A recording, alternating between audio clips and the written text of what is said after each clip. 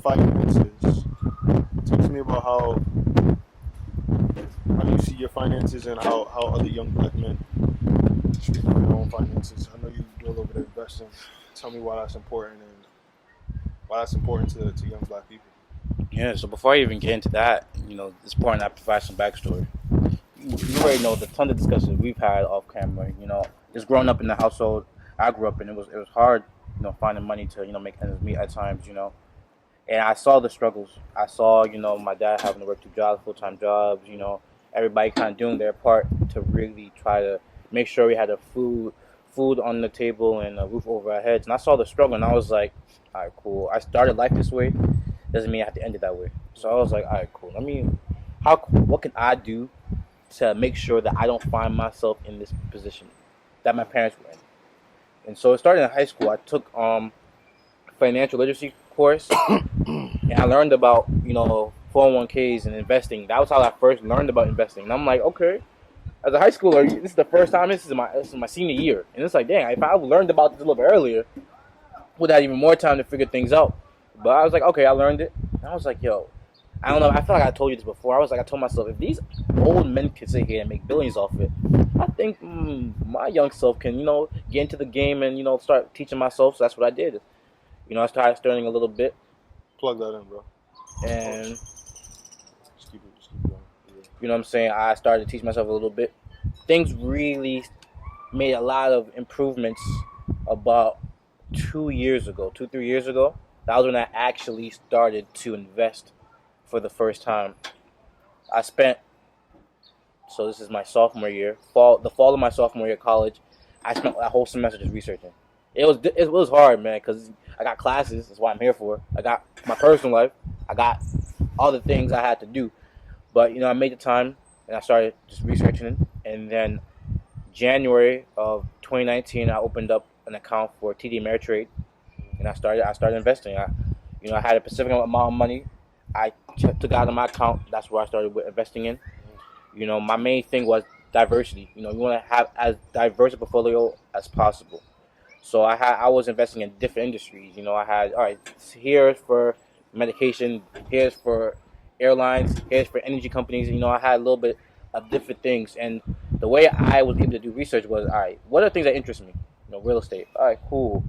Property. So those were the companies I invested in. So and I was learning a lot. So I took an L. Yeah, you already know me. I'm not ashamed to mention my L's. You know what I'm saying? It was a struggle with that because it's my first time doing it.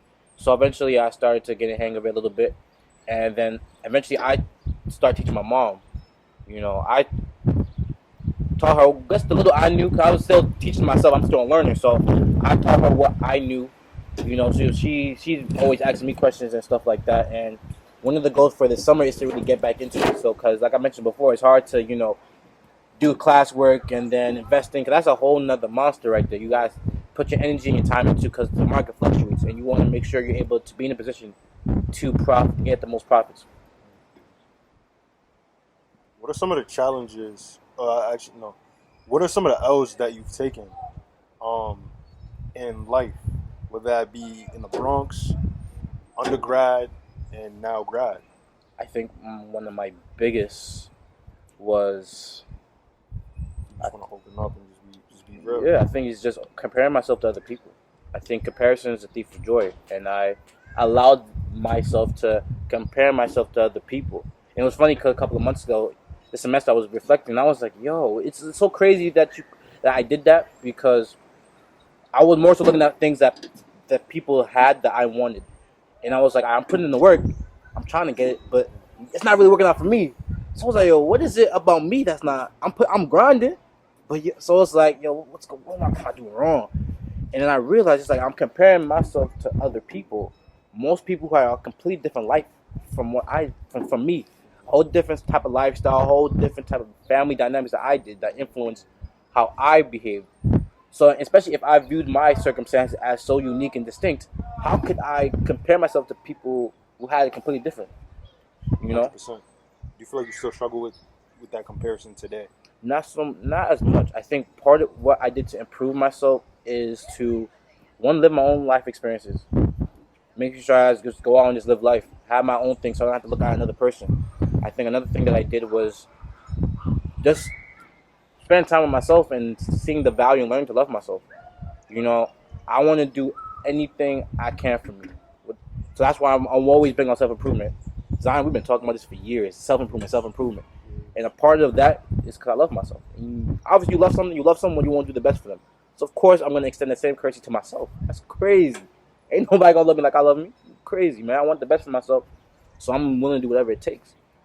And once you kind of realize that, how much you realize that, yo, I'm that guy. I'm like, all right, cool. And when you start thinking like that, the views of other people, and you kind of comparing myself to them, kind of stops. Because it's like, yo, I'm a monster in the making. I just got to just work through a couple things, and I'm already on. So then that goes back to, like, different lifestyles. So it's even impossible for me to do that in the first place.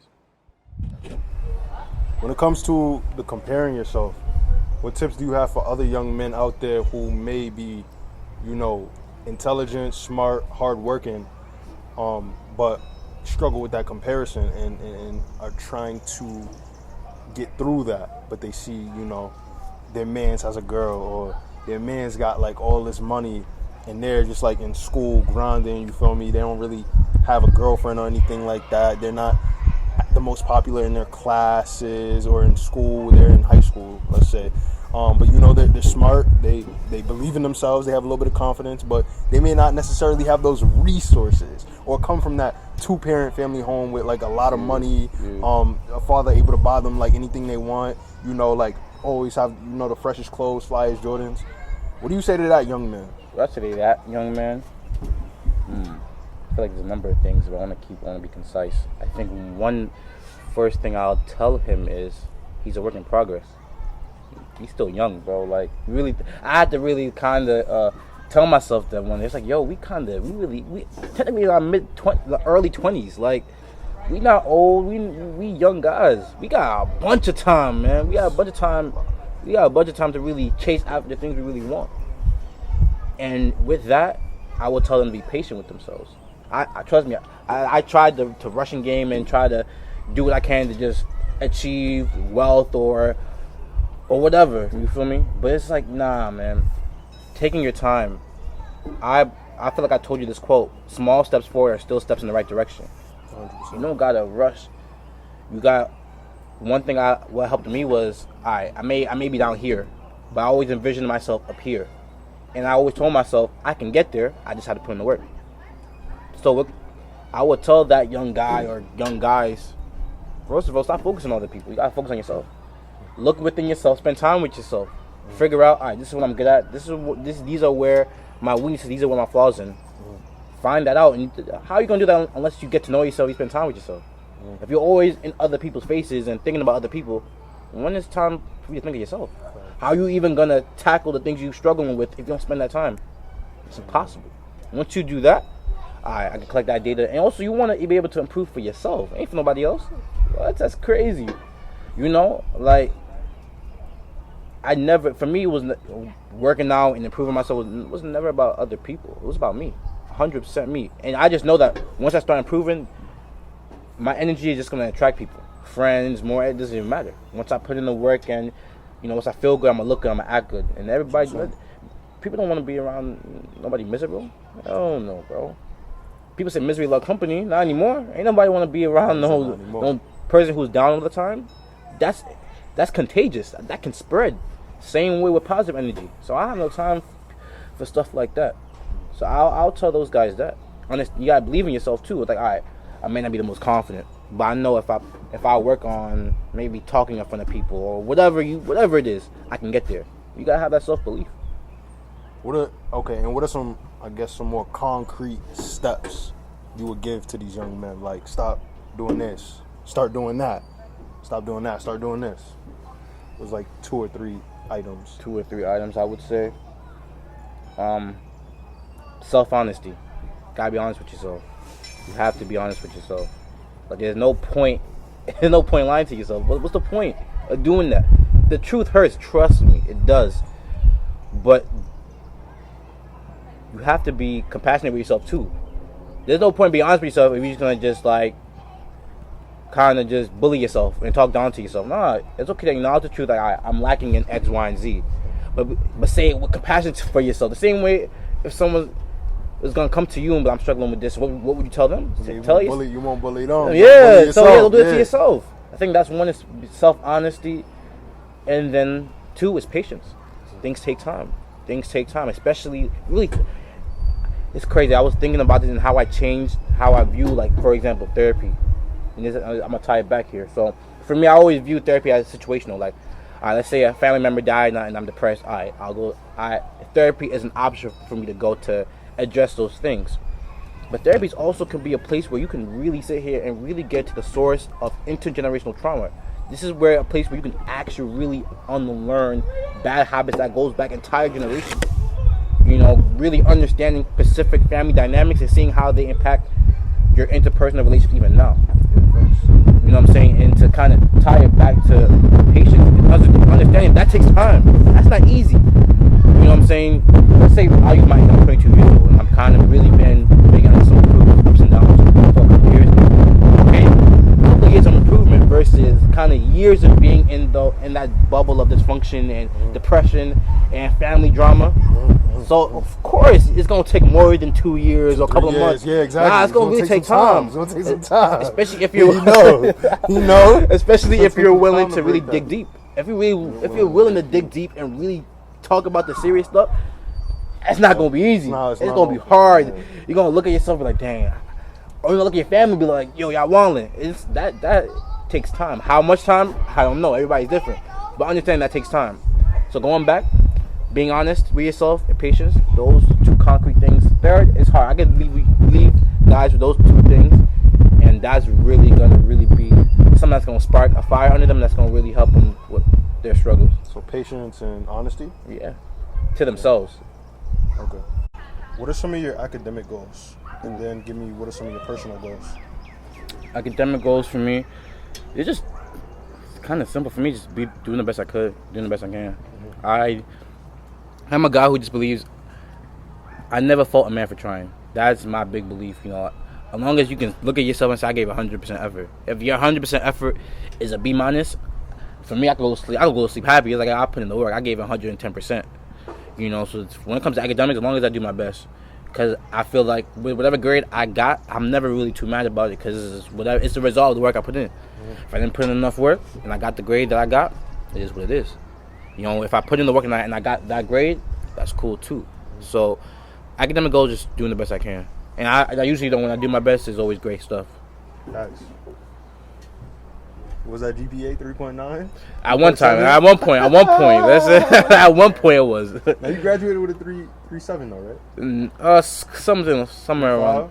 Yeah, something close to there. Yeah. I did a 3.5 for undergrad. But yeah, talk to me about your personal goals, bro. Personal goals. I feel like I got goals on top of goals, but so career goals. Even my career goals multi-layered. So for a main career, I want to be a therapist.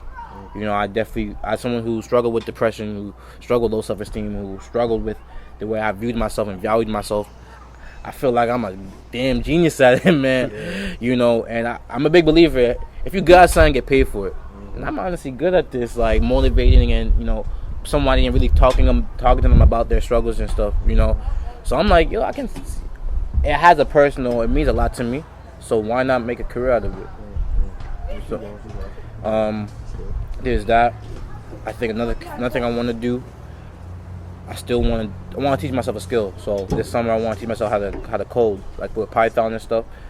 That's a big thing I'm talking to people about. It's hard to like multitask when it comes to academics and other stuff. So I made the decision to just wait until the summer because I have the time, and then I'm gonna really dive in and really start teaching myself that. That's something I just want to do as a side hobby, and I want to be able to tell myself I learned something. Like I read all these stories of people who taught themselves how to read and write, taught themselves another language. I'm like, yo, I want to be able to say I taught myself something from the ground up. Like I think I got the capacity and I got the capability of doing some of that, and that is something as a way to not only teach myself a great skill, it also will allow me to open up new venues of income in the future. I still want to be involved in the stock market, so I do want to do more research and learning more so I can capitalize when a profit can be made. eventually down the road, I don't know how many years from now, I want to open up my own mental health clinic. Where, I don't know yet, but I definitely want to have like young black men can come in. Definitely, I'm probably open up to everybody, but I definitely want to have a focus for young black men. So I'll probably work in partnership with the school, hopefully, and so they can come in and they can just talk their stuff, without fear of judgment, without fear of whatever societal standard. They can just talk, cry, whatever they want to do. They really make sure they feel like they're heard. That's where that center would be like. So that's something that's been on my mind for a few years. Personal goals is just keep on grinding, keep on growing. This, as we know, some of my personal struggles and stuff, we don't need to mention it on camera, but some of the things we've talked about is like, and I'm like, all right, cool. For me, I'm not even ashamed. I'm more so like, I'm ready to go. I'm focused. I'm ready to kind of spend this summer and even in the future just really growing and really doing my thing. And really, not necessarily being a new person, but being an improved version of the person that's right here. How long do you think that's going to take? Do you ever have goals, like, in terms of your age? I've thought about it. Yeah. And for me, like for some reason, 25 has always been the age I thought about. In high school, for me, like, by 25, I have the car I have the physique I have, you know what I'm saying? For some reason, 25 was that number. So for me personally, I feel like just looking at where my trajectory is, I feel like once this summer I do what I'm supposed to do this summer, by 25, I'll really be in a better place. Okay. What does that look like? I don't know, but I don't want to spend too much time getting into specifically what it looks like. I want my growth to be organic, to be natural, without being rushed. Because I did that route of rushing and trying to get all these improvements in, and ultimately I left burnt out and stressing myself even more. And with this growth is supposed to be difficult at times, but it can be enjoyable actually. If you really think about it, growth is supposed to be organic. It ain't supposed to be rushed or stalled. Let it take its course. And I know, once I push myself in the right direction and let things happen for me, by 25, it will really be apparent that's the case, and then I'll just continue to grow and continue to keep on going.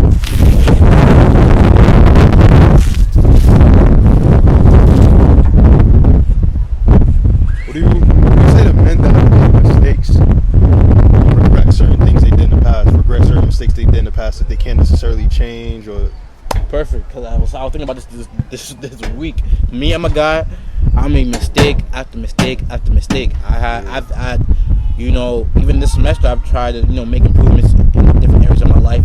Fallen on my face time and time again. Like I try, fall again, and for me, it's just like keep on trying, bro. Like when you really stop, that is when you ultimately count yourself out. For me, is going back, circling back to what I said before, having that belief in yourself. Yeah. If you believe that you're going to get there one day, you're going to mess up. That happens. It happens. Yeah. But you got to also be able to be assertive with yourself to be like, I made this mistake. What can I learn from it? Always try to, you fall on your face, you take it out, look back, this what worked, cool. Because it goes back to this philosophy, this scenario. I like to do analogies, like we talk about. So, let's say you play soccer, you kick the ball into the goal, you miss. You have two options. One, you can be like, shit, I suck. I ain't never touching a soccer ball for a day in my life. I'm done with this. Or two, you can be like, I missed. Let me angle my right leg this way, or let me use my left leg this time. That goes the same thing. I failed. This didn't work. Let me try again. All right, cool. You got this. Keep on going. I'm a living testimony of that. For me, this summer is like, all right, cool. This semester, I made a lot of mistakes. I screwed up here and there, But it's like, all right, cool. I gathered my information from that. This summer is a clean slate. It's kind of giving me my time to be by myself and really grind. And then we attack that 100%. Whatever comes from that, we collect that data, do it again. We keep on doing it. We keep on until I get to where I want to be. And do you feel like that relates to that organic growth, that natural growth, that literally like putting yourself, because I feel like what you're saying is like you putting yourself out there and you take those L's and you learn from that and you take that data and you apply it to the next situation. Yeah. Try to move better. Kind of like we was talking about last time with our undergrad careers and like the mistakes we made in undergrad and like looking at how other people did it type shit. Yeah. And shit like that. But just learning, these are the mistakes I made in undergrad. Now how do I apply that to my grad school? Pretty much. How do I apply that to my next 4-year journey that I do? Whether that be like a teacher's residency program or, what's it called? Habitat for Humanity year or two long program. Something like that. It goes to how I view my college experience, and I feel like I made so much growth. And I like to say that I've done pretty well for a quiet kid. You know, I've been a part of all the big events. You know, I joined the league fraternity. I've done a lot. I had leadership roles. I did a lot for myself, and so it was a lot. I feel like mine was definitely sort of a roller coaster. It had its ups and it had its downs. And for me, at first, I was like, you know, I was focusing on the lows, and I'm like, dang, I didn't get to do this, so I didn't get to travel all the way here, and whatever.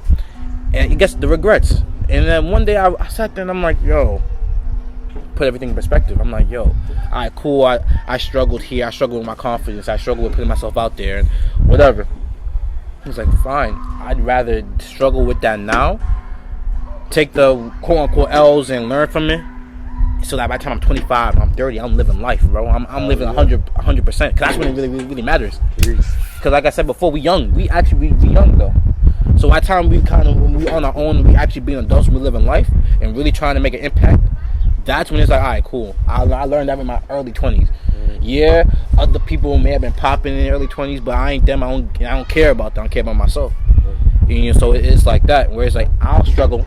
I'll deal with whatever I'm dealing with now, so that I can collect that data like we talked about, and a couple of years from now, I'm the greatest version that I could ever imagine. Version of yourself. Speak about being the greatest version of yourself to young men. What does that mean to you, and what do you want to give that? What do you want to say about that to them? Being the best version of yourself. Being the best version of myself. So for me, what I did was just imagining what I wanted to be.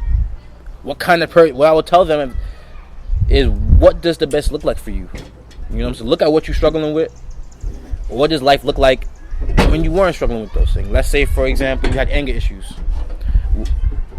For me, the best version of myself is, all right, cool. I guess living a life where anger doesn't have that big of an impact on me. And, okay, that's the best version of myself. That's what that looks like. All right, what do I have to do to get there? Because it's possible. I'm not telling somebody to fantasize. No, this could actually happen for you. You just have to be able to put in the work. That's it.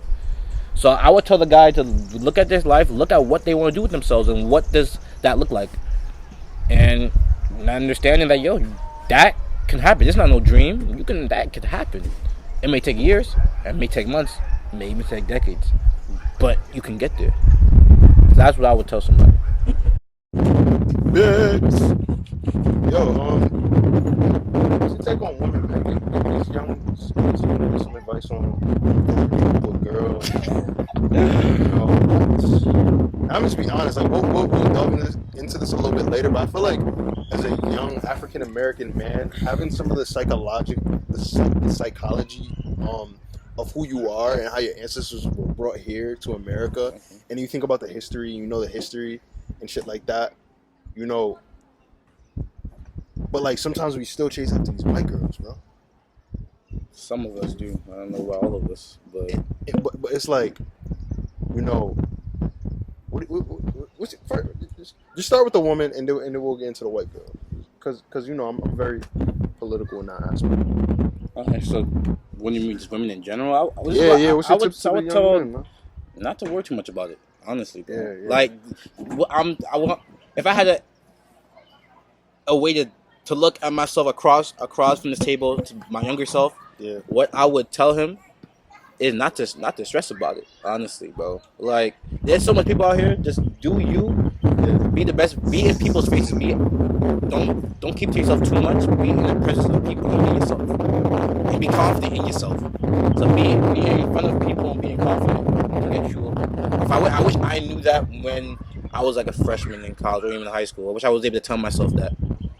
And kind of just go from there. And not be afraid to ask for advice from your homies. If they're your homies, they'll give you advice. They're not gonna show you. If they're your homies, they're gonna put you on the game. Yeah, I wish I asked more. I was more so like, nah, let me keep to myself. Let me try to figure it out on my own. Nah, bro. Like, if you know your man's a good and stuff like that, go ask him. Okay. A little bit of humbleness can get you a far way. That's what I realized now. Touch on black men and white women.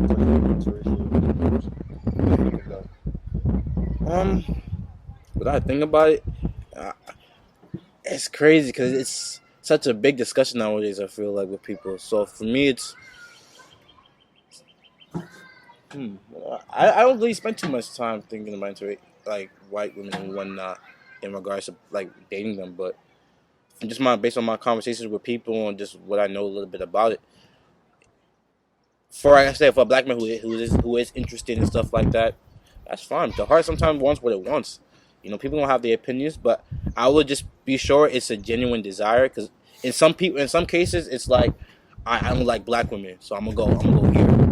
You know what I'm saying? And in some of their cases, they end up going the same negative traits they attribute to black women. They're doing that with other races from other women. So it's like, you might want to be able to gotta dig into why you feel that way about our women first. But that's not every case though. So I don't want to make it seem like, if you're into white women, then that's okay. But because that's not everybody. So I think sometimes the heart wants what it wants. And for me, what we even talk about sometimes, what I tell you is, man, you can't even focus on other people's love life and the thought. I'm focusing on mine. You know, I gotta focus on mine.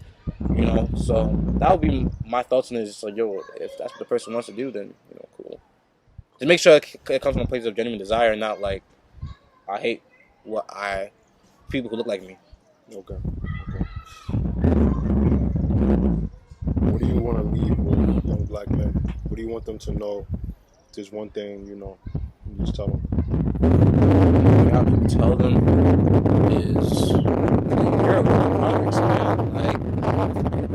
Like, life isn't for the weak, because life stuff is tough, but you can do it. It's just that you gotta really connect with the people. There's people gonna be in your corner that wants to help you. You gotta let them help you.